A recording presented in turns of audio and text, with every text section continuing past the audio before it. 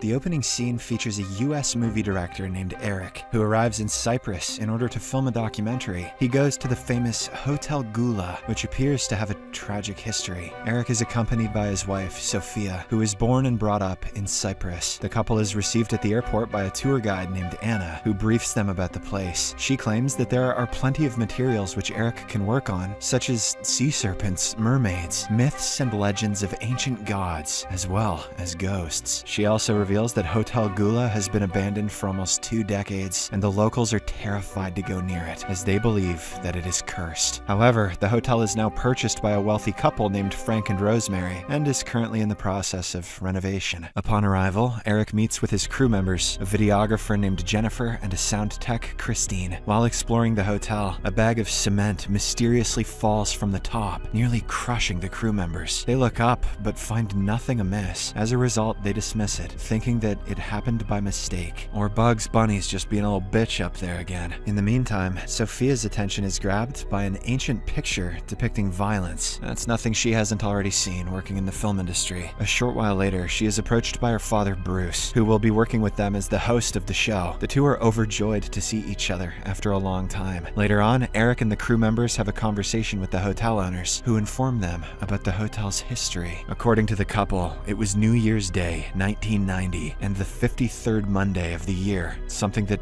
rarely happens. There was a party, and everything went well, but the food was poisoned, due to which every single guest died. This resulted in a big scandal and a high-level investigation, but nothing ever came out of it. Out of agony, the owners of the hotel committed the unthinkable. Since then, the locals consider the place to be haunted. Despite the horrific history, they decided to buy the hotel, as they believe it to be a good investment, and there are no paranormal activities recorded. Hearing this, Bruce suggests that they try something new by creating their own ghost for the show. Eric doesn't like the idea at all, but the old man is confident that the audience will love it. The lowest common denominator just loves being lied to. Following this, Eric and Sophia head to their rooms on the 5th floor to get some rest. Just before entering the room, he is startled by a sudden appearance of 2 female concierges who stare at him in a creepy way. During the nighttime, we also see a young girl walking along the corridor of the hotel. Shortly after, Eric hears a sound outside and gets out of the bed to check, but it only turns out to be his wife walking in her sleep. He hurriedly runs towards her and grabs her just before she jumps off the balcony. Sophia then snaps back to her consciousness and returns to her room.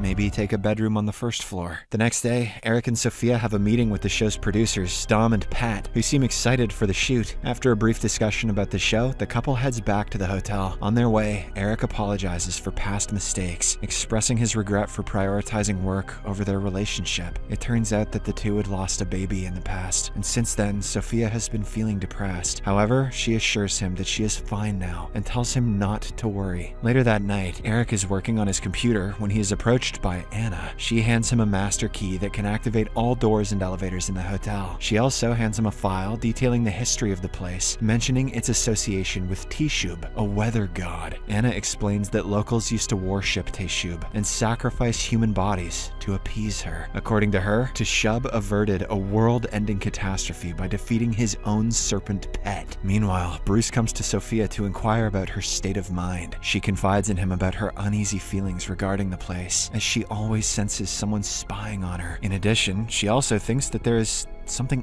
off with the hotel owners, as they are always wandering around the place in a creepy manner. Despite her reservations, Bruce assures her that everything is fine and that there is nothing to worry about. Afterwards, the crew initiates their work, opting for a new horror theme as suggested by Bruce. For this, they dim the lights and transform one of the hotel employees into a ghost. Bruce then addresses the audience and declares the exploration of the haunted hotel. He leads them to the staged ghost and feigns fear. Once the recording concludes, all crew members, including the producers, seem to be satisfied with the content, prompting them to proceed with a second take. I don't think that's how that works, but okay. At the same time, Sophia is suddenly flooded with memories of the tragic day in 1990 when she witnessed the guests succumbing to food poisoning, one after another. This makes her feel very uneasy, causing her to collapse to the ground. She regains her consciousness after a while, but she still appears to be mentally disturbed. The hotel owners, seemingly unperturbed, offer her an unfamiliar liquid, asserting that it will help her calm the nerves. Eric is suspicious because of its bad odor, but they claim it to be a herbal drink. Following this, Eric takes her to the room for some rest, but she is continuously haunted by several nightmares. She then confides in him about how she can feel an evil presence around her. However, Eric brushes off her concerns, saying the place is perfectly safe. And it's going to make us a lot of money, so shut up, babe. On the other hand, Anna is showering in her room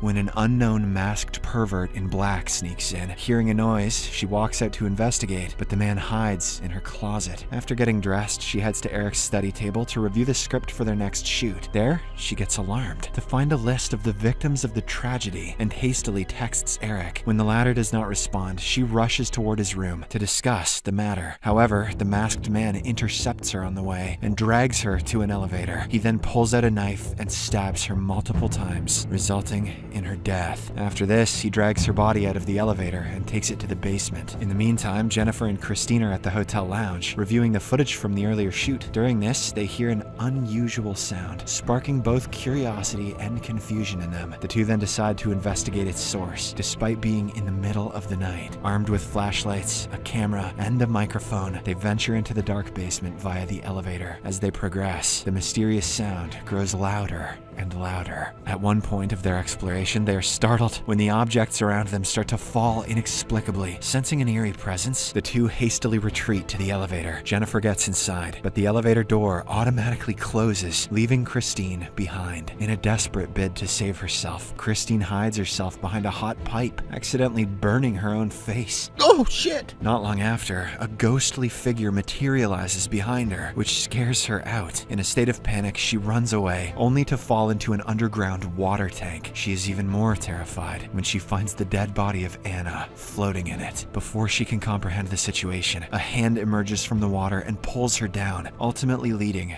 to her drowning. Sometime later, Eric is awakened by his phone's vibration, and he finds Anna's message summoning him to the lobby urgently. He then heads towards the lobby, but comes across Bruce instead. The two look for Anna, but do not find her anywhere. Perplexed, Eric returns back to his wife, and moments later, he receives a call from Jennifer, who frantically explains what happened. Sensing the urgency of the situation, he leaves, promising Sophia that he will be back soon. Shortly after his departure, Dom and Pat break into the room, seemingly with some ill intentions. Seeing them, Sophia runs out of the room, only to find the same two concierges with knives in their hands. This sets her in panic, so she races towards the elevator. However, her escape is cut short as she gets apprehended by the hotel owners. On the other side, Eric, Jennifer, and Bruce venture into the basement in search of Christine. Shortly after, Frank appears out of nowhere, so Bruce decides to stay with him and have a drink together. Eric and Jennifer then continue with their quest until they stumble upon a peculiar wall. Using an axe, they break through and uncover a hidden old tunnel on the other side. The duo begins to explore the area, and soon a shocking revelation unfolds. An old photograph from the year 1880 featuring Frank and Rosemary. This discovery prompts them to realize that the hotel owners are not real. Believing that Bruce is now in danger, they rush to his aid. Reaching the previous location, they find only a cell phone, which Eric identifies as Sophia's. But before they can make sense of the situation, Eric is dragged away by a group of masked men, while Jennifer is attacked by Pat. Amidst the struggle, Eric somehow manages to grab a spiked coil and uses it as a weapon to take down these men. Simultaneously, Pat is on the verge of killing Jennifer, but Eric shows up just in time and chokes him from behind. Right then, the two concierges appear, prompting Eric and Jennifer to run for their lives. Escaping through a secret underground passage, they come across the hotel owners, who have inexplicably grown very old. Eric inquires about Sophia and Christine, but Frank responds with an ominous smile. Just then, the concierge arrives, forcing them to continue with their escape. A short while later, the two lock themselves inside a storeroom, unaware of the fact that Dom is already inside. He stabs both of them with his knife, getting them to the ground as he prepares to finish Eric off. Jennifer somehow manages to get up and stab Dom from behind. She then tragically succumbs to her injury, leaving Eric alone in this rescue mission. Despite his injuries, Eric persists in his search and eventually locates Sophia lying unconscious on the ground. He tries to wake her up, but at the same time, a ghostly figure launches a sudden attack on him. Regardless, he manages to fight back and stab the figure with a pointed rod, wounding it severely. Here, it is finally disclosed that the ghost is none other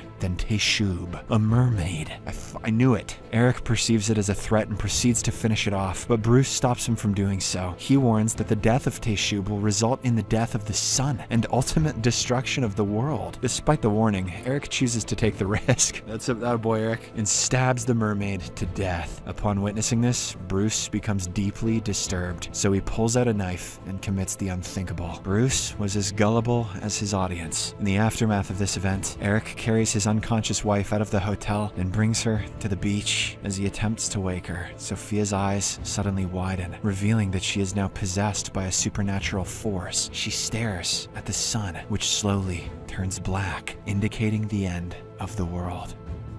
Subscribe for more videos like this, turn on notifications, and leave a like to help the channel out. Thank you for watching.